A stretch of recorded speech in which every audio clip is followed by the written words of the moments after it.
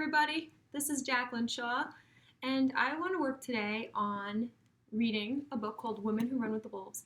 This book has changed my life. It was actually recommended to me by a woman who's psychic and who led me on the path to understanding what it meant to be wild and what wildness is in the female psyche. In these little small stories, they're like little fables in this book. They're old folklore stories. She goes through each story, and then after she tells the story, she does an analysis of how each aspect in the story symbolizes an aspect in the feminine, wild feminine psyche. So even in the book, if she's talking about a man, or she's talking about a key, or she's talking about shoes, or whatever it is, it's always an aspect of the feminine psyche that she's examining, which is really cool. Okay? So often in the feminine psyche, we're told that things have to be beautiful, they have to be beautified, and that's definitely part of it, part of the creationist type of mentality associated with the feminine. But she also talks about the ugly parts and the parts, that are grotesque. Even birth is grotesque, and menstruation is grotesque, and the bones of the feminine, the spirit self of the feminine, endures the ugliness of life and still continues to create. And this is the aspect of the feminine, the wild feminine, that Clarissa Pinkola Estes believes has been lost in our culture. So let's go ahead and read one of the most famous stories. I call it Bluebeard. I call it Bluebeard, but the thing with bluebirds lately, synchronicity.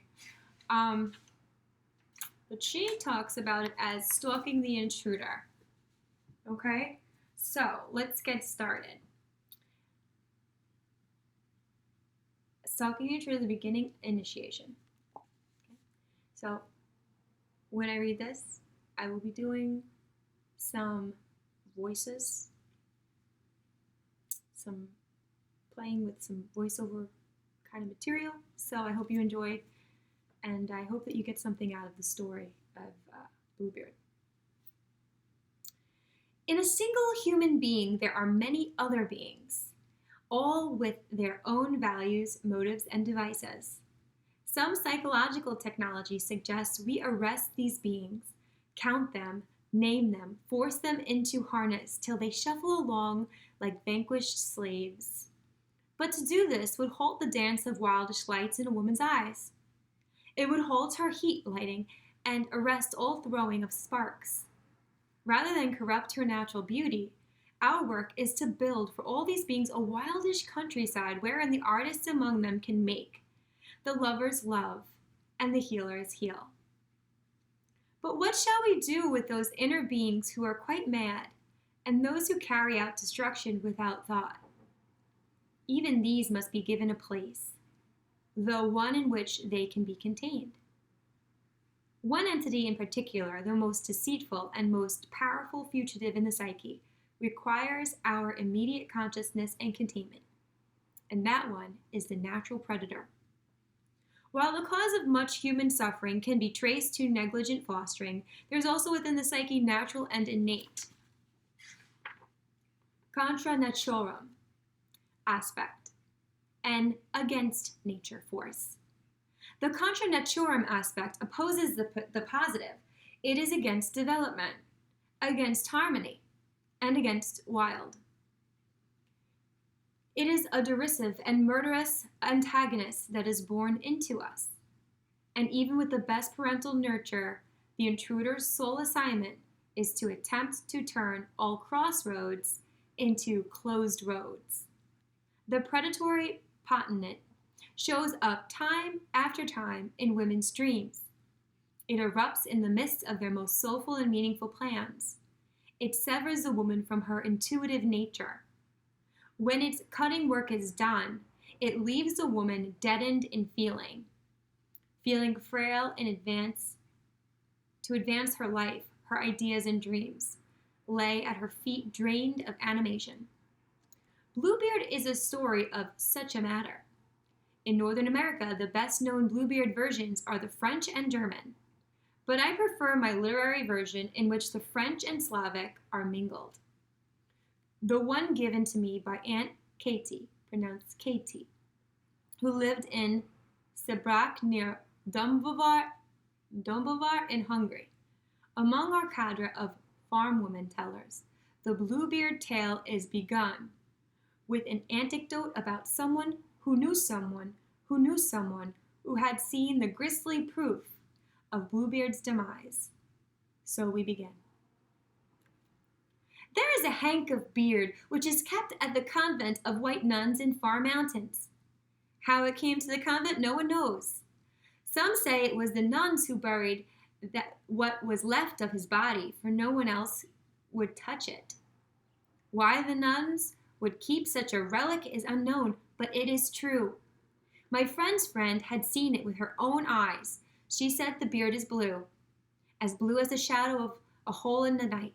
The beard was once worn by one who they say was a failed magician, a giant man with an eye for women, a man known by the name of Bluebeard. 'Twas said he courted 3 sisters at the same time, but they were frightened of his beard with its odd blue cast, and so they hid when he called. In an effort to convince them of his geniality, he invited them on an outing in the forest. He arrived leading horses arrayed in bells and crimson ribbons. He set the sisters and their mother upon the horses, and off they cantered into the forest. There they had the most wonderful day riding, and their dogs ran beside and ahead. Later they stopped beneath a giant tree, and Bluebeard regaled them with stories and fed them dainty treats. The sisters began to think, well, perhaps this man Bluebeard is not so bad after all. They returned home, all a canter about how interesting the day had been, and did they not have a good time? Yet the 2 older sisters' suspicions and fears returned, and they vowed not to see Bluebeard again. But the younger sister thought if a man could be that charming, then perhaps he was not so bad. The more she talked to herself, the less awful he seemed, and also the less blue his beard. So when Bluebeard asked for her hand in marriage, she accepted. She had given him his proposal great thought, and felt she was to marry a very elegant man. Marry they did, and after rode off to his castle in the woods. One day he came to her and said, I must go away for a time. Invite your family here if you like. You may ride in the woods, charge the cooks to set a feast. You may do anything you like, anything your heart desires. In fact, here is my ring of keys. You may open any and every door of the storerooms and money rooms and any door in the castle. But this little tiny key, the one with the scroll work on top, do not use. His bride replied, Yes, I will do as you ask. It all sounds very fine, so go, my dear husband, and do not have a worry and come back soon. And so he rode and she stayed. Her sisters came to visit, and they were, as all souls are, very curious about what the master had said was to be done while he was away. The young wife gaily told them, He said we may do anything we desire and enter any room we wish except one, but I don't know which one it is. I just have a key, and I don't know which door it fits. The sisters decided to make a game of finding which key fit which door. The castle was 3 stories high, with 100 doors in each wing, and as there were many keys on the ring, they crept from the door to door, having an immensely good time throwing open each door. Behind one door were the kitchen stores, behind another the money stores. All manner of holdings were behind the doors, and everything seemed so much more wonderful all the time. At last, having seen all these marvels, they came finally to the cellar, and at the end of the corridor, a blank wall. They puzzled over the last key, the one with the little scroll work on top. Maybe this key doesn't fit anything at all. As they said this, they heard an odd sound. They peeked around the corner, and lo and behold, there was a small door just closing. When they tried to open it again, it was firmly locked. One cried, "Sister, sister, bring me your key. Surely this is the door for that mysterious little key." Without a thought, one of the sisters put the key in the door and turned it.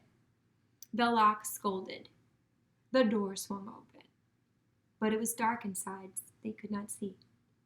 "Sister, sister, bring a candle." So a candle was lit and held into the room, and all three women screamed at once. For in the room was a mire of blood, and the blackened bones of corpses were flung about, and skulls were stacked in corners like pyramids of apples. They slammed the door shut, shook the key out of the lock, and leaned against one another, grasping, breast heaving, "My God! My God!" The wife looked down at the key and saw it was stained with blood. Horrified, she used the skirt of her gown to wipe it clean, but the blood prevailed. "Oh no," she cried. Each sister took the tiny key in her hand and tried to make it as it once was, but the blood remained. The wife hid the tiny key in her pocket and ran to the cook's kitchen. When she arrived, her white dress was stained red from the pocket to hem, for the key was slowly weeping bloods of dark red blood. Drops of dark red blood. She ordered the cook, "Quick, give me some horsehair." She scored the key, but it would not stop bleeding. Drop after drop of pure red blood issued from the tiny key. She took the key outdoors, and from the oven she pressed ashes onto it and scrubbed some more. She held it to the heat to sear it. She laid cobweb over it to staunch the flow, but nothing could make the weeping blood subside. "Oh, what am I to do?" she cried.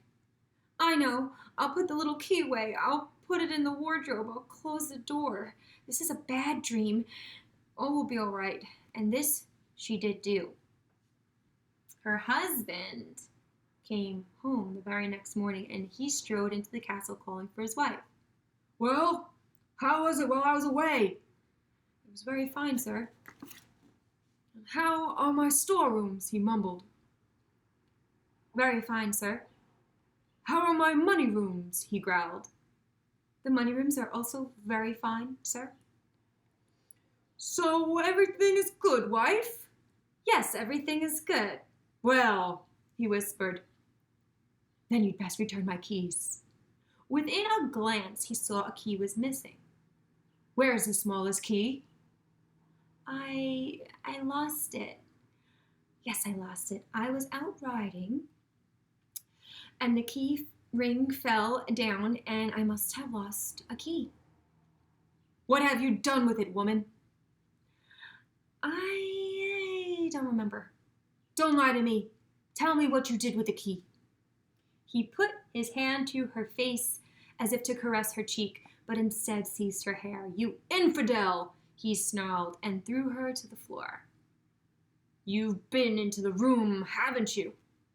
He threw open her wardrobe, and the little key on top shelf had blood red down all the beautiful silks of her gowns hanging there. "Now it's your turn, my lady," he screamed, and dragged her down the hall and into the cellar till they were before the terrible door. Bluebeard merely looked at the floor with his fiery eyes, and the door opened for him. There lay the skeletons of all his previous wives. "And now," he roared. She caught hold of the door frame and would not let go. She pleaded for her life. "Please, please allow me to compose myself and prepare for my death. Give me but a quarter hour before you take my life so I can make peace with God." "All right," he snarled. "You have but a quarter of an hour, and be ready." The wife raced up the stairs to her chamber and posted her sisters on the castle ramparts. She knelt to pray, but instead called out to her sisters, "Sisters, sisters, do you see our brothers coming?" "We see nothing, nothing on the open plains." Every few moments she cried up to the ramparts, "Sisters, sisters, do you see our brothers coming?" "We see a whirlwind, perhaps a dust devil in the distance." Meanwhile, Bluebeard roared for his wife to come to the cellar so he could behead her.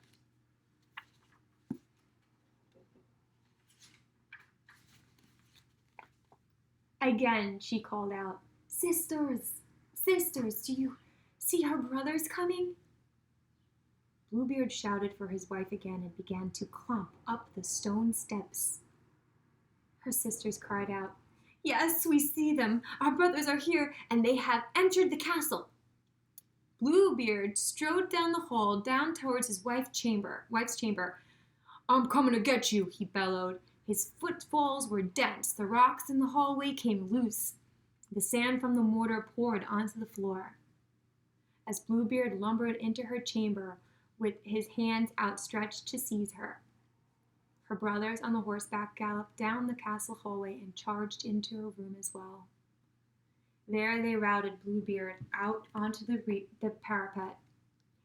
There and then, with swords, they advanced upon him, striking and slashing, cutting and whipping, beating Bluebeard down to the ground, killing him at last and leaving for the buzzards his blood and gristle. Women Who Run with the Wolves. My next video, we will be analyzing that chapter with Clarissa Pinkola Estes, her analysis of all the symbols in this little story. So I hope you enjoyed it, and I hope that you like and subscribe for more story time with me.